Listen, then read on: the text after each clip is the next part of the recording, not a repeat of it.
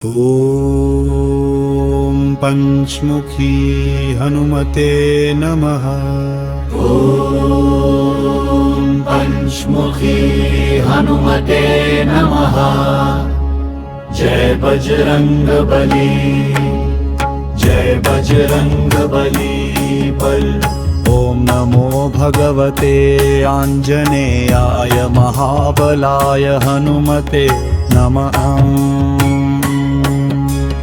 पंचवक्त्रं महाभीमं त्रिपञ्चनयनैर्युतं दशभिर्बाहुभिर्युक्तं सर्वकामार्थसिद्धिदम्।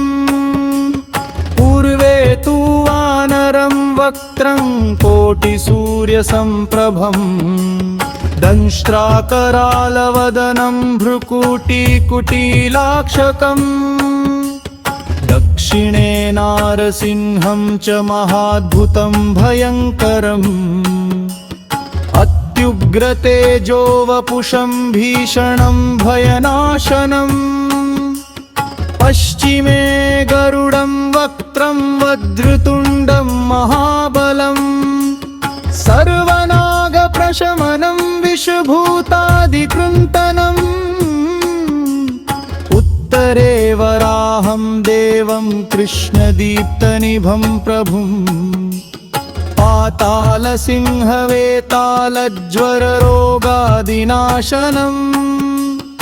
ऊर्ध्वे हयग्रीवं घोरं दानवान्तकरं प्रभुम् येन वक्त्रेण तारकाख्यं महासुरं निहतम्।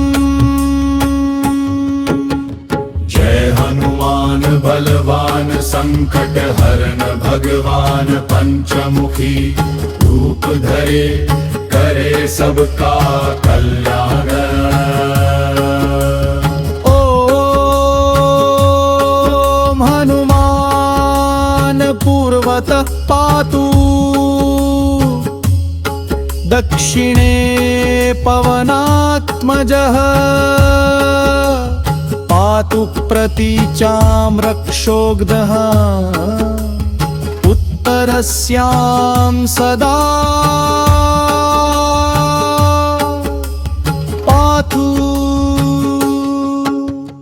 ऊर्ध्वं पातु कपिश्रेष्ठः अधस्तात् पातु मारुतिः।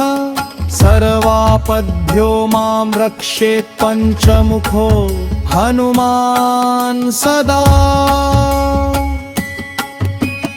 पंचवक्त्रः शिरः पातु, हृदयं पातु मारुतिः। नाभिं पातु रामदूतः, कटिं पातु महाबलः। गुह्यं पातु महावीरः, ऊरू पातु महाकपिः। जानुनि पातु वीरस्य, जङ्गे पातु महाबलः। पादौ पातु सदा हनुमान्, सरहंगं पातु सर्वदा। यः पठेत् श्रद्धया नित्यं सर्वसङ्कटनाशनम्। ॐ पंचमुखी हनुमते नमः। ॐ पंचमुखी हनुमते नमः। जय बजरंगबली, जय बजरंगबली बल। ॐ हनुमान पूर्वतः पातु, दक्षिणे पवनात्मजः पातु प्रतीचां रक्षोग्धः। उत्तरस्यां सदा पातु। ॐ पंचमुखी हनुमते नमः। ॐ पंचमुखी हनुमते नमः। जय बजरंगबली, जय बजरंगबली।